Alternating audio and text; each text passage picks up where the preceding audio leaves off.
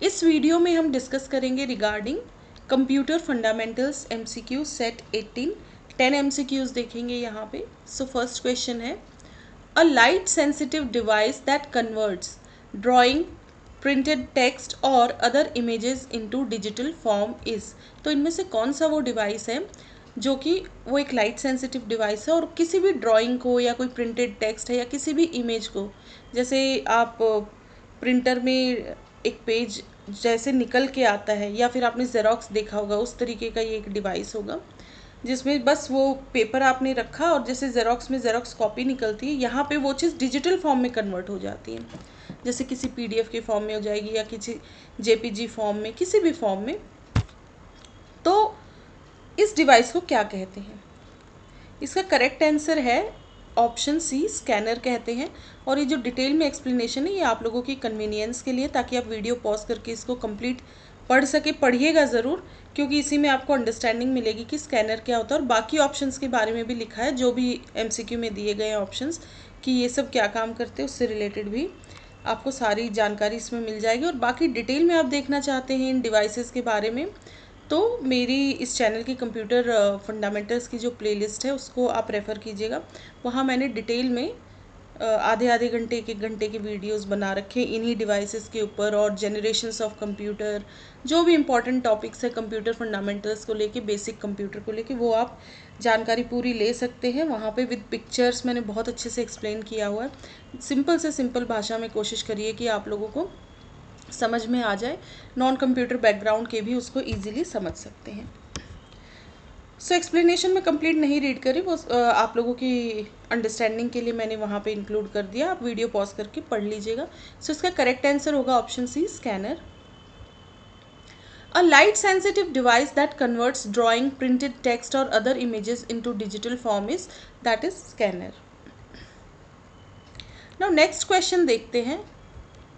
Question number 2, which protocol provides email facility among different host. Email facility से कौन सा protocol deal कर रहा होता है, और इन प्रोटोकॉल्स को यदि आप डिटेल में देखना चाह रहे हैं तो कंप्यूटर नेटवर्क की प्लेलिस्ट है, वो आप देख सकते हैं। बट ये कोर कंप्यूटर साइंस के स्टूडेंट्स के लिए ज़्यादा है वो कंप्यूटर नेटवर्क की प्लेलिस्ट, वो देख सकते हैं। अदरवाइज़ यदि आप देखिए, कोर कंप्यूटर साइंस के स्टूडेंट्स के लिए तो बहुत ज़रूरी है इनको डिटेल में जानना, लेकिन आप भी यदि चाहते हैं कि कंप्यूटर नेटवर्किंग आपको थोड़ी सी आनी चाहिए, तो आप एक स्टोरी के रूप में मेरी वो जो प्लेलिस्ट है कंप्यूटर नेटवर्किंग की, उसके वीडियोस देख लीजिए। ठीक है, पूरा डेप्थ में नहीं समझने की ज़रूरत है आपको, लेकिन चीज़ें याद रह जाएंगी। तो कंप्यूटर नेटवर्किंग के क्वेश्चंस भी आते हैं काफ़ी एग्जाम्स में, तो आप आराम से फिर अटैम्प्ट कर सकते हैं। और एक ऑपरेटिंग सिस्टम की प्लेलिस्ट है, वो भी देख सकते हैं, क्योंकि ऑपरेटिंग सिस्टम से रिलेटेड भी क्वेश्चंस आते हैं जनरल कंप्यूटर में। So which protocol provides email facility among different hosts? इसका करेक्ट आंसर हो जाएगा option B, SMTP, simple mail transfer protocol. बाकी डिटेल आप देख लीजिएगा। ऐसे ही ESMP का फुल फॉर्म यहाँ पे extended simple mail transfer protocol. और SMTP ये भी देखिए, ये अपने आप में MCQs बनते हैं, तो एक्सप्लेनेशन में ही 2-3 MCQs बन गए, जैसे SMTP का फुल फॉर्म, ESMTP का फुल फॉर्म, फिर किस पोर्ट पे ऑपरेट करता है SMTP। SMTP usually is implemented to operate over internet port 25। हर एक सर्विस एक डिफरेंट पोर्ट पे रन हो रही होती है, तो SMTP किस पे रन हो रहा होता है? Port number 25। सो इसका करेक्ट आंसर ऑप्शन बी है, SMTP। Which protocol provides email facility among different host, that is SMTP, simple mail transfer protocol. Next question है question number 3, the basic architecture of computer was developed by. जो basic architecture था computer का, वो किन्होंने develop किया था, जो अभी भी है, मतलब बेसिक आर्किटेक्चर कंप्यूटर का किनके द्वारा डेवलप किया गया था? ये सारे ही बहुत इंपॉर्टेंट नेम्स है as far as computer is concern. हर एक का एक बहुत मेजर रोल रहा है कंप्यूटर के, यदि आप हिस्ट्री में देखेंगे, बैकग्राउंड ऑफ कंप्यूटर में। तो इसका करेक्ट आंसर होगा option A, John von Neumann. ठीक है, the basic architecture of computer was developed by John von Neumann, और इनके बारे में कुछ लिखा गया, और उस आर्किटेक्चर को कहते हैं वॉन न्यूमैन आर्किटेक्चर, क्योंकि इन्होंने, किसने? जॉन वॉन न्यूमैन ने, इन्होंने ये आर्किटेक्चर दिया था, प्रपोज किया था, और इसी आर्किटेक्चर को वॉन न्यूमैन मॉडल भी कहते हैं। ठीक है, तो जॉन वॉन न्यूमैन कौन थे? मैथमेटिशियन एंड फिजिसिस्ट, और अराउंड 1940s में ये प्रपोज किया गया था ये आर्किटेक्चर। ठीक है, बाकी आप पढ़ लीजिएगा, ये आपकी अंडरस्टैंडिंग के लिए मैंने एक्सप्लेनेशन भी इंक्लूड किया है। So the basic architecture of computer was developed by John von Newman.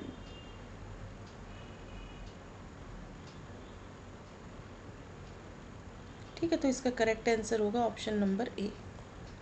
Now next question है, देखिए इसमें ना सभी के बारे में लिख दिया क्योंकि हर एक नेम बहुत इंपॉर्टेंट है। जॉन वॉन न्यूमैन का तो ये करेक्ट आंसर हो ही गया। फिर चार्ल्स बेबेज कौन थे? ब्लेज पास्कल, गार्डन मोरे, ये तीनों के बारे में यहाँ पे लिखा गया है, तो वीडियो पॉज करके आप पढ़ लीजिएगा। चार्ल्स बेबेज तो देखिए ये तो फादर ऑफ कंप्यूटर है। ठीक है, फादर ऑफ कंप्यूटर साइंस कौन है? Charles Babbage. इन्होंने डिज़ाइन किया था एनालिटिकल इंजन इन 1830s। तो सबसे पहला जो कंप्यूटर जिन्होंने प्रपोज किया था वो यही थे, चार्ल्स बेबेज। इन्होंने डिज़ाइन किया था पहला जो मतलब कंप्यूटर, जब पहली बार आया ना कंप्यूटर का कॉन्सेप्ट, तो वो इन्हीं के द्वारा चीज़ें शुरू की गई थी, चार्ल्स बेबेज। उसी में फिर चेंजेस होते गए और जो है नई नई जो है इन्वेंशंस, डिस्कवरीज वो सब होती चली गई। ठीक है, उसमें नया कुछ एड ऑन होता गया और मॉडर्न कंप्यूटर जो हम देख रहे हैं फिर वो हमें मिला।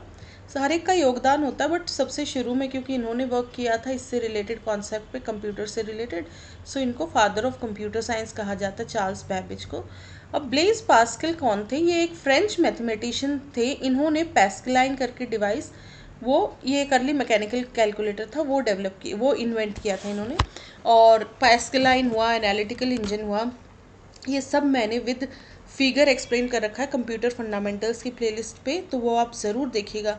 आप सारे डिवाइसेस जो है आपको लर्न हो जाएंगे, और ये सारे नेम भी Blaise Pascal, Charles Babbage with pictures मैंने शो कर रखा है, तो आप भूलेंगे नहीं। एक बार यदि वो प्लेलिस्ट देख लेंगे तो एक बार हो सकता है आपको थोड़ा टाइम देना पड़े क्योंकि एक एक घंटे के लेक्चर्स भी मैंने वहाँ पे इंक्लूड किए हैं, लेकिन आप ज़िंदगी में फिर भूलेंगे नहीं इन डिवाइसेस को।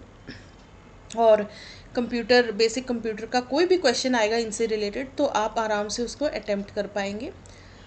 सो देखिए ये पैस्कलाइन हो गया, बाकी डिटेल आप पढ़ लीजिएगा। देन नेक्स्ट है garden more. This option is not associated with the development of, ये तो बेसिक आर्किटेक्चर ऑफ कंप्यूटर से है ही नहीं एसोसिएटेड ये नेम, और ये एक्चुअली ये होगा गार्डन मोरे नहीं होगा, गॉर्डन मोरे होगा। ठीक है, यहाँ पे लिख भी दिया गया है, ये ऑप्शन में आप ठीक कर लीजिएगा, गार्डन मोरे की बजाय गॉर्डन मोरे। इन्होंने को फाउंड किया था, जो इंटेल आप वर्ड सुनते होंगे ना कंप्यूटर से related, and is known for, और इन्होंने ये एक मूरेज लॉ, बहुत फेमस लॉ है, ये भी इन्होंने ही फॉर्मुलेट किया था। और Moore's law is related to exponential growth of semiconductor technology. बहुत डेप्थ में मत जाए, बस थोड़ा थोड़ा आप बस याद रख लीजिए। और नन ऑफ दीज में तो हो ही नहीं सकता क्योंकि correct option already option A है, जॉन वॉन न्यूमैन। तो देखिए एक्सप्लेनेशन अच्छे से इसका देख लीजिए। So the basic architecture of computer was developed by John von Newman.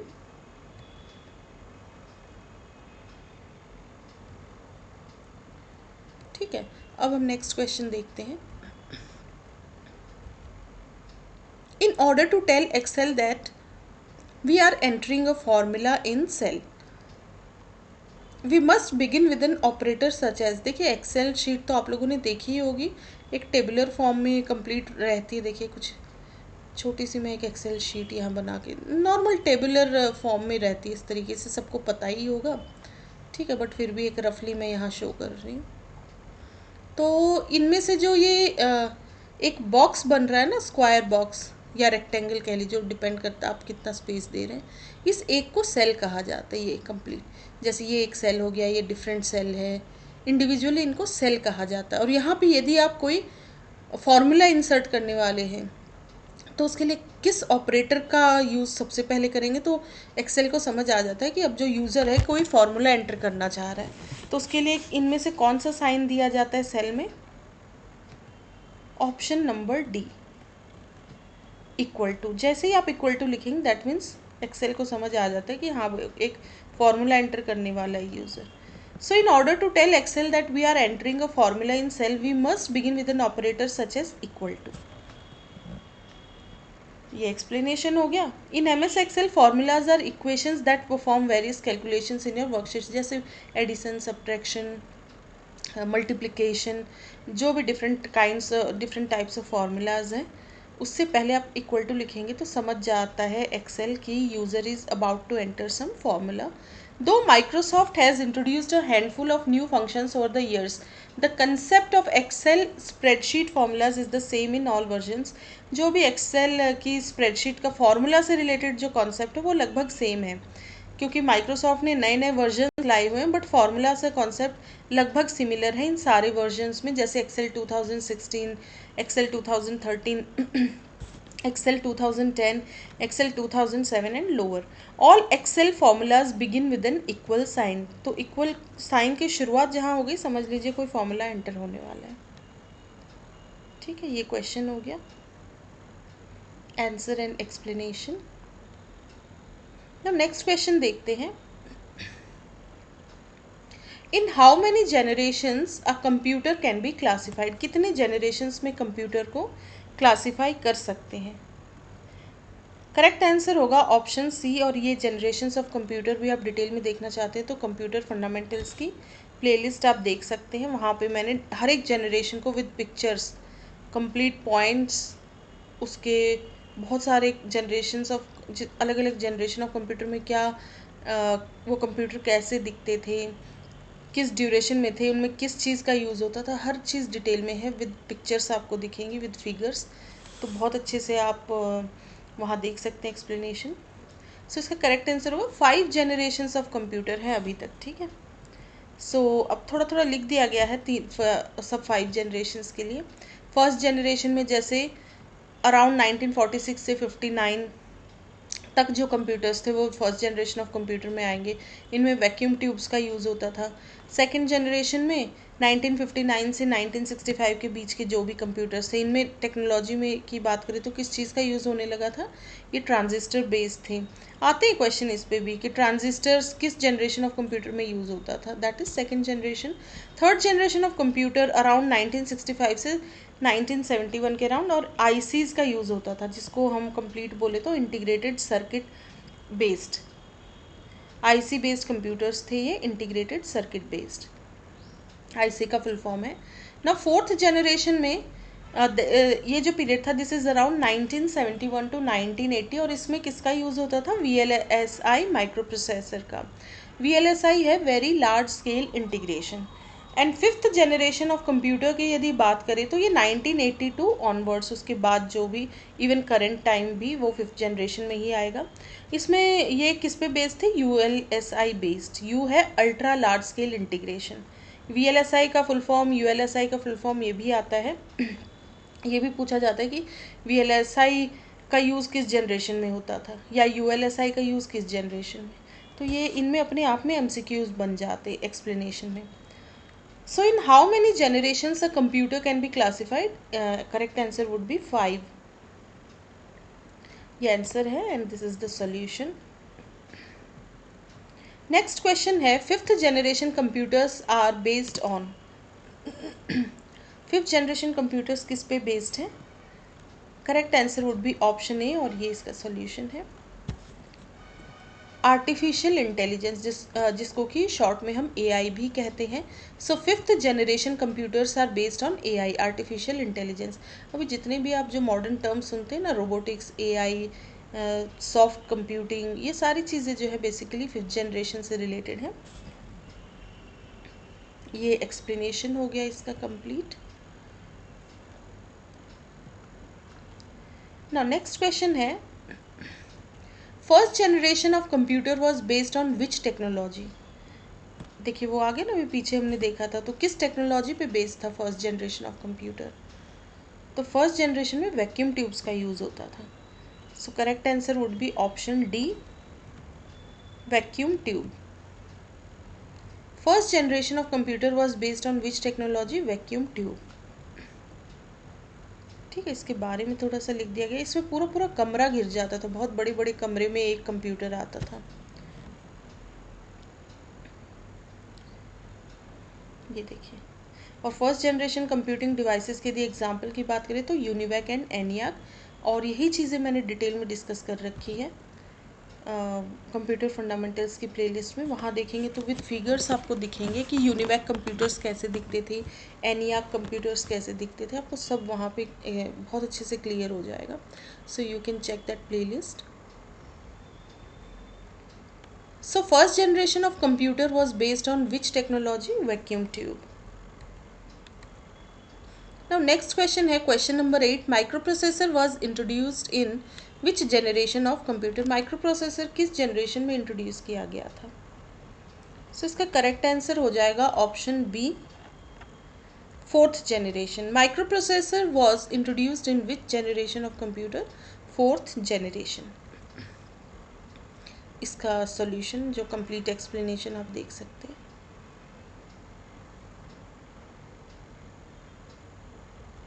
ये आप अपने लेवल पे पढ़ लीजिएगा, मैं यहाँ नहीं रीड करी क्योंकि यही सेम चीज़ें मैंने बहुत अच्छे से डिटेल में एक्सप्लेन कर रखी है कंप्यूटर फंडामेंटल्स की प्लेलिस्ट में।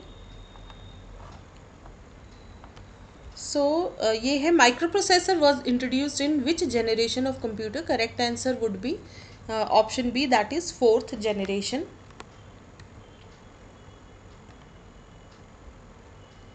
नाइन्थ है second generation computers are made of. तो इसका करेक्ट आंसर हो जाएगा option B, second generation computers are made of transistors. First generation में किसका यूज़ था? वैक्यूम ट्यूब्स का। सेकेंड में ट्रांजिस्टर्स का था और उसके बाद इंटीग्रेटेड सर्किट्स आए। फिर तो वो आप पीछे एक्सप्लेनेशन देख लीजिएगा, मैंने बता ही दिया है। So second generation computers are made of transistors. ठीक है, ऑप्शन नंबर बी हो जाएगा। ये इसका कंप्लीट सॉल्यूशन है, आप देख लीजिए question and answer and solution. ये वीडियो पॉज करके आप रीड कर लीजिएगा। हम अब नेक्स्ट क्वेश्चन देखते हैं। ये देखिए, ये भी कुछ लिखा हुआ, तो ये भी एक्सप्लेनेशन आप पढ़ लीजिए।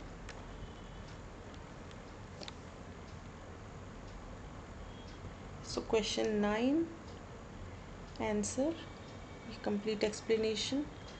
Now last question of this video, last MCQ number 10. Which of the following memory is non volatile? non volatile memory इनमें से कौन है? non volatile मतलब जो गायब नहीं होती, उड़ती नहीं है, मतलब आप कंप्यूटर स्विच ऑन कीजिए ऑफ कीजिए वो सेम रहेगी। वॉलेटाइल मतलब जो उड़ जाती, जैसे ही आपने कंप्यूटर स्विच ऑफ किया वो गायब। तो प्राइमरी मेमोरी बेसिकली जैसे रैम हुआ वो गायब हो जाती है, लेकिन कौन सी मेमोरी इनमें से नॉन वॉलेटाइल है, मतलब जो गायब नहीं होती है? तो इसका करेक्ट आंसर हो जाएगा ऑप्शन नंबर सी, रोम। ठीक है, which of the following memory is non volatile? Correct answer would be option C, ROM. Read only memory इसका फुल फॉर्म है। इसमें प्रोग्रामिंग फिक्स्ड हो जाती है हार्डवेयर के फॉर्म में इसको, इसीलिए इसमें जो प्रोग्रामिंग होता है उसको समटाइम्स फर्मवेयर भी कहा जाता है। वो हार्डवेयर भी की तरह फिक्स्ड भी है, और क्योंकि प्रोग्रामिंग है तो वो एक तरीके से सॉफ्टवेयर भी कह सकते हैं। तो हार्डवेयर सॉफ्टवेयर का पूरा कॉम्बिनेशन होता है, उसको फर्मवेयर भी कह देते हैं। तो रोम जो है that is a non volatile memory. ये देखिए, फिर से मैं रीड कर देती हूँ। Which of the following memory is non volatile? Correct answer is option C, ROM, that is read only memory. Answer and solution, इसका एक्सप्लेनेशन। इस वीडियो में इतना ही। Thank you so much.